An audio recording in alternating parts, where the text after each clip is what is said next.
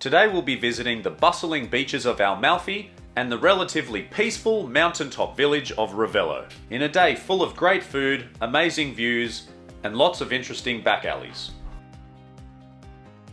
It is always a pleasure to start off our day with views like this. Even though it's a bit of a walk to the closest bus stop, it's all downhill and relatively easy to navigate. Once we made it to the bottom of the hill under the town of Ravello, it's a quick and easy bus ride into the main town of Amalfi. The port of Amalfi is a very busy area, with a major bus station, ferry terminal, and of course the beach right next door. Our first thought was to get out of this area and go and explore the town on foot. Once you get through that narrow alleyway, the town square really opens up. The first thing you'll notice is the statue of Saint Andrea, with a water fountain with water that you can actually drink. There is an old cathedral that towers over the piazza, which provides a great backdrop for all the restaurants and cafes that surround the area. The narrow streets that run through the town somehow fit cars in them, and is surrounded by very cute 1,000-year-old buildings and very narrow laneways that have that real Italian vibe about them. But of course, you can't walk around for very long in an old Italian village before you get hungry.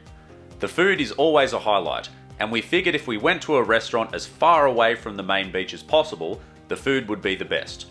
We don't know if that's true or not, but the food was fantastic. And one of my favourite things about Italy is that every town seems to have its own vintage. The wine is cheap and it's absolutely amazing.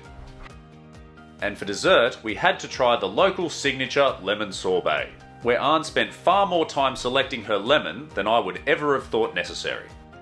All this time. Which one's Kira?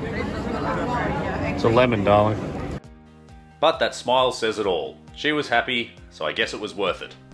And while I did get the mint gelato as well, I knew that I'd be eating half of the lemon anyway. And what I loved about it is when you got deeper into the lemon, you could jam as much sour goodness into that sorbet as you liked. You need to do a TikTok eye roll, otherwise it doesn't look like you like it. You do like that. Next it was time to cool down with a swim. While the main beach of Amalfi is crowded, there is still some space to roll out a towel if you want to, and in the water it was fine.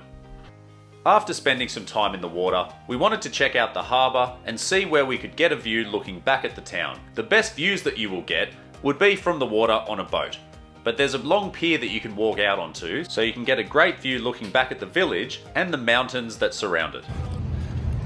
Tell you what, down the end of the beach, there's a mini little corner here with sunbeds and a couple of rocks to jump off that looks a lot better than the crowded monstrosity that we just showed you down the other end, but I guess that's pretty normal. You can go any direction away from the main beaches here and you'll find nicer, smaller beaches with the same water, same rocks, but slightly more relaxing and less crowded. And with that we would head back to the crowded port area to take the bus to the top of the mountain and the town of Ravello. And on arrival, we're immediately greeted with stunning views that stretch all the way down the coastline. It is a short walk away to Ravello's town square, which also has an old cathedral nearby that is a distinctive feature. The streets and alleyways have a very different feel to what we observed in Amalfi earlier that day. There is more of a medieval/rural Italian countryside feel about Ravello. There are a number of quirky, artistic and cultural places you can visit, this painting being a favourite of mine, and at least one store where the name probably just doesn't translate that well to English. And when our legs couldn't take much more, we headed back to that cliff top for some cocktails and something to eat at the end of a very long day. Even the walk home had that medieval feel about it.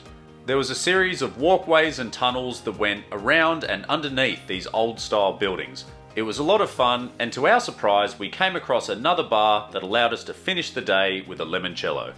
If you'd like to see everything else that we got up to on the Amalfi Coast, click on the video now. And while you do that, I'm going to indulge myself with a Simpsons joke that I couldn't help but do after eating a lemon.